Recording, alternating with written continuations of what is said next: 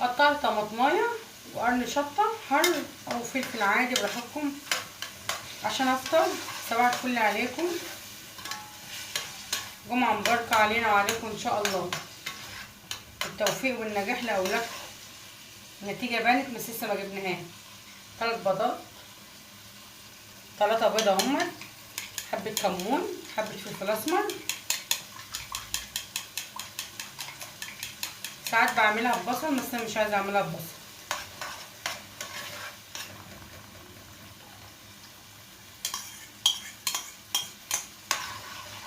وولعت على الشاي،